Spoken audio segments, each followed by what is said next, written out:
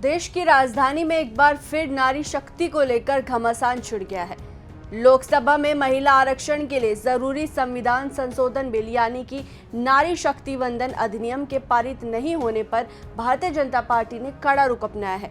BJP ने पूरे देश में विपक्ष के खिलाफ बड़े स्तर पर विरोध प्रदर्शन करने का फैसला किया है, तो वही बिल पारित नहीं होने के बाद अब विपक्ष के निशाने पर केंद्र सरकार है। विपक्षी नेता लगातार केंद्र सरकार पर तीखे हमले कर रहे हैं, तो वही दूसरी ओर सरकार भी विपक्ष को आड़े हाथों ले रही है। नमस्कार, आप देख रहे हैं YBN बिहार झारखंड और मैं हूं आपके साथ सुहानी मलिक। महिला आरक्षण बिल गिरने के बाद देश की राजनीति के साथ साथ बिहार की राजनीति में बड़ा उबाल आ गया है।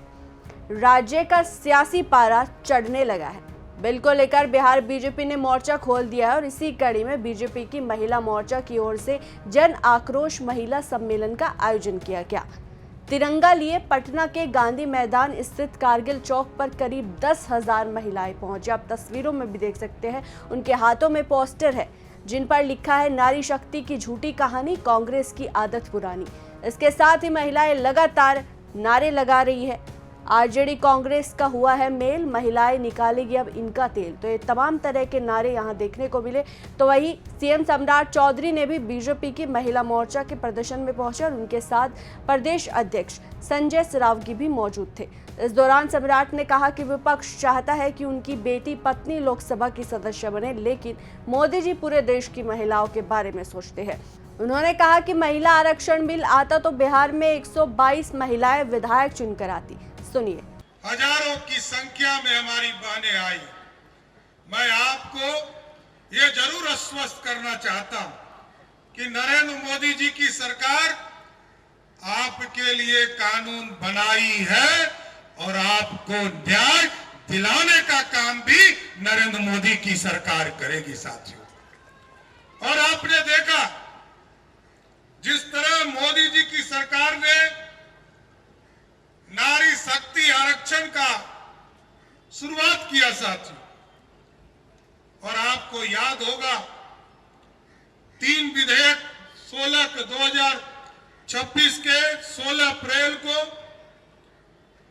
संविधान विधेयक के तौर पर लाया गया, परिसंघन विधेयक लाया गया और केंद्र शासित प्रदेश कानून संशोधन विधेयक लाने का काम किया, क्योंकि नारी शक्ति वंदन अधिनियम यदि हम पुराने स्वरूप में लागू करते हैं साथियों, आज से 50 साल लगभग 50 साल पहले 1977 में जब भारत की आबादी 70 करोड़ की थी, तब 543 लोकसभा इस देश में हुआ करता था।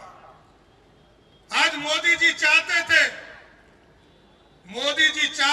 कि 33% का आरक्षण देकर देश की महिला बहनों के लिए आज यदि बिहार में चुनाव होता नए परिसीमन में 2029 में और 30 में साथियों, तो हमारी जो महिला बहनें आज मात्र 29 विधायक है, वो सिर्फ 29 नहीं होती, कम से कम 122 विधायक चुनाव जीतकर बिहार से जाती।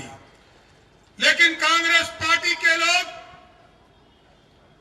राष्ट्रीय जनता दल के लोग, राहुल गांधी चाहते हैं कि सिर्फ हमारी बहन प्रियंका गांधी देश में सांसद पहुंचने का काम करे।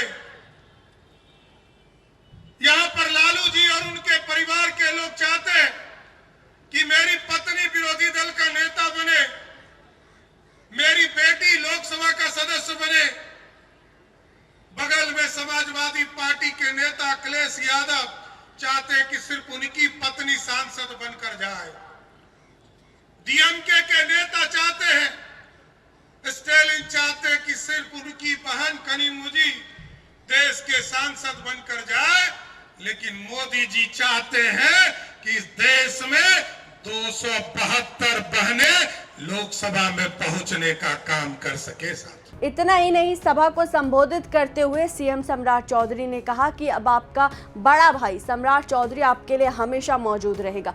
किसी भी महिला के साथ अगर कुछ गलत होता है तो अपराधी को पाताल से ढूंढकर सामने लाया जाएगा। उन्होंने ये भी कहा कि महिलाओं के सम्मान से किसी तरह का समझौता नहीं किया जाएगा। इन सब के बीच लेकिन एक और दावा किया जा रहा है कि सम्राट चौधरी जैसे ही मंच पर पहुंचे, इस दौरान कुछ महिलाएं पंडाल से निकलकर जाने लगी।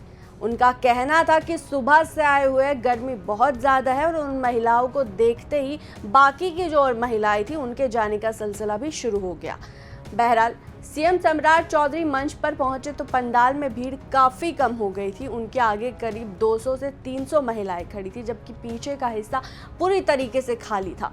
अब इस बात में कितनी सच्चाई है वो तो आने वाला वक्त ही बताएगा, लेकिन इस रिपोर्ट पर आपकी क्या राय है, आपको क्या लगता है वो ज़रूर बताएगा।